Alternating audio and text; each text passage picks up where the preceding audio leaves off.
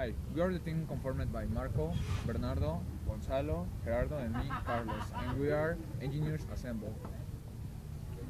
The problem statement.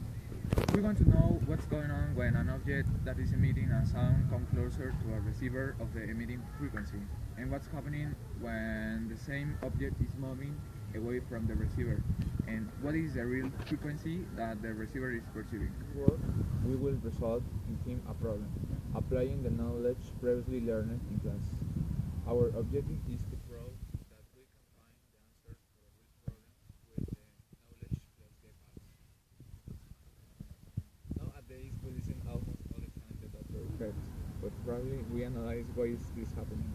For example, when a car is moving to us, we listen the engine sound high pitched, and when the car passes in front of us, we listen the engine sound with lower frequencies. The Doppler effect is a change of frequency of a wave that is observed when the source is moving to the observer. This effect is produced by an upward and upward shift in frequencies for observer towards whom the source is approaching, and an upward and downward shift in frequencies for observers when the source is receding. It's important to note that this effect does not have relation with a change in frequency of the source. The Doppler effect can be observed for any type of wave. In this case, we will work with sound waves. When analyzing this problem, we got 4 cases. The first two, the sound is moving. In the first one, the sound source is moving towards the receiver, and in the second one, the sound source is moving away from the receiver. Case 3 is the sound source is static. The receiver is moving towards the source, so the velocity of the receiver is positive. And the case 4, the sound source is static. The receiver is moving away from the source, so the velocity of the receiver is For these negative. 4 cases, we got a sign convention. For the signs used in the equation, you have to be really careful and analyze the problem. To be precise, if the distance between the source and the receiver is decreasing, the final frequency has to be higher. That means that the factor in the parentheses has to be greater than 1.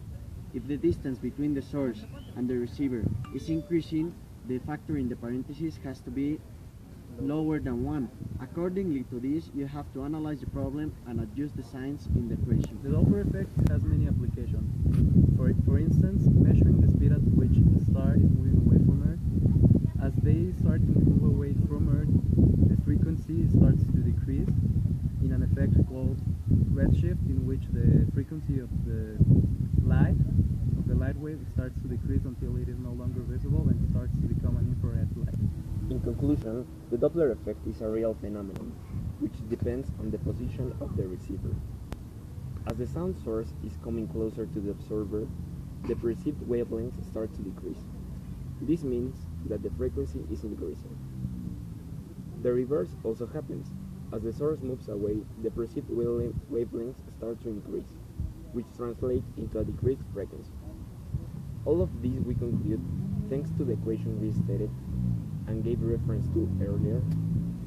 Finally, this effect has not only helped the field of physics by helping understand wave behavior, but many other diverse fields, stretching out all the way from astronomy to fields so different as medicine.